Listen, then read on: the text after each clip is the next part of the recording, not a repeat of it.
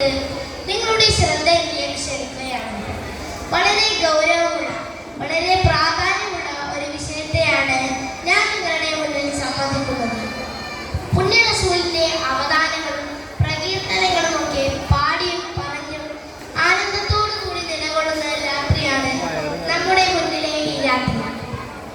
ഇവിടെ ഞാൻ ചില ചിന്തകളെ നിങ്ങളിലേക്ക് ക്ഷണിക്കുകയാണ്.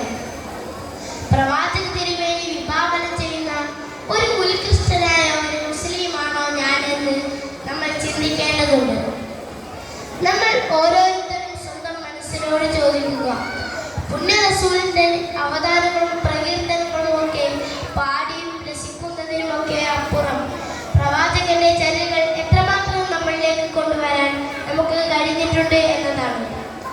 സ്വഭാവം, ഉദാരത, ആളുകളുടെ മനസ്സ് കാണാനുള്ള ഒരു വിശാല മനസ്കത. ഞാനിങ്ങനെ ഈ അടുത്ത പുതിയ കാലത്തെ നിരീക്ഷിക്കുമ്പോൾ എനിക്ക് പലപ്പോഴും തോന്നിയിട്ടുള്ള ഒരു കാര്യം, ആളുകളൊക്കെ സങ്കുചിതരാണ്. ആളുകൾക്ക് അവരുടേതായ സ്വാർത്ഥ ലോകത്ത് ജീവിക്കുന്ന പുതിയ ലോകത്തെ മനുഷ്യരായി മാറുന്നു. ഞാൻ ഈ അടുത്താണ് ഒരു മനോഹരമായ കുറിപ്പ് വായിച്ചത്. അതിങ്ങനെയാണ് പറയുന്നത്: ഞാനും എൻ്റെ കെട്ടിയോളും കുട്ടിയോളും എനിക്ക് താമസിക്കാൻ കൊട്ടാര സദൃശ്യമായ വീടും, ആ വീടിന് ചുറ്റും ഉയർന്നു നിൽക്കുന്ന മതിൽക്കെട്ടുകളും, ആ മതിൽക്കെട്ടിന്റെ നടുവിൽ വലിയൊരു ഗേറ്റ്, ഗേറ്റിന് മുകളിൽ ഒരു ബോർഡുണ്ട്, പട്ടിയുണ്ട്, സൂക്ഷിക്കുക. ആധുനിക മനുഷ്യന്റെ ഒരു ചിത്രം ഈ കഥ പറയുകയാണ്.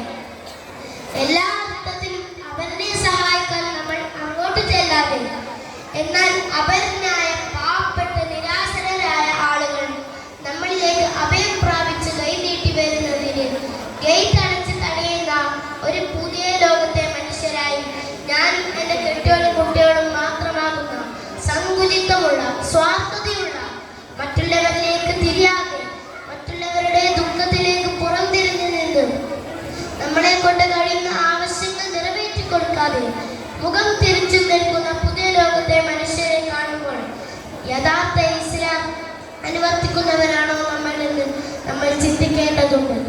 വിശുദ്ധ ഖുർആൻ പറയുന്നുണ്ട്, ഇന്നല്ലാഹ ലാ യുഗയ്യിറു മാ ബിഖൗമിൻ ഹത്താ യുഗയ്യിറു മാ ബിഅൻഫുസിഹിം. ലോകത്തെ ഏത് മനുഷ്യനാണെങ്കിലും എന്ത് കാര്യമാണെങ്കിലും സ്വയം മാറണം എന്ന് കരുതാതെടുത്തോളം കാലം അള്ളാഹു അവനെ ഒന്ന് മാറ്റിക്കളയുമെന്ന് കരുതണ്ട. നിങ്ങൾ മാറാൻ ഒരുക്കമാണോ? അള്ളാഹുവിന്റെ സഹായം ഉണ്ടാകും. നമുക്ക് ഒരുമിച്ച് നീങ്ങണം. ശക്തമായി പാവപ്പെട്ടവനെ ചേർത്ത്, ഉള്ളവൻ ഇല്ലാത്തവനെ സഹായിച്ച്, രോഗിയാവുമ്പോൾ രോഗാവസ്ഥയിൽ ചെന്ന് അവന്റെ അടുത്ത് നിന്ന് സൗഹാർദ്ദപൂർവമായി അവനെ ശുശ്രൂഷിച്ച്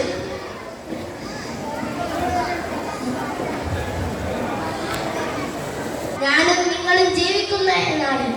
മരണപ്പെട്ട് കഴിഞ്ഞാൽ എനിക്ക് പിന്നിൽ കാണുന്ന ഈ പള്ളിക്കാട്ടിലെയും ഈസാൻ കല്ലുകളിൽ എൻ്റെ പേര് ആലേഖനം ചെയ്യുന്ന ദിനരാത്രങ്ങൾ അതിവിദൂരമല്ല എന്ന് ഞാനും നിങ്ങളും ഓരോരുത്തരും മനസ്സിൽ സുചിന്തിതമായി വിശ്വസിച്ച് സ്നേഹം പ്രസരിപ്പിച്ച് ഉദാത്തമായ വിശുദ്ധ ഇസ്ലാമിന്റെ ഉത്കൃഷ്ടമായ ആശയങ്ങൾ തൻ്റെ ജീവിതത്തിൽ ജീവിച്ച് കാണിച്ചു കൊടുക്കാൻ അല്ലാഹു സുബ്ഹാനഹു വ തആല നാഥൻ തുടങ്ങട്ടെ. ആമീൻ എന്ന് പറഞ്ഞുകൊണ്ട് ഞാൻ എൻ്റെ വാക്കുകൾ നിർത്തുന്നു. അസ്സലാമു അലൈക്കും.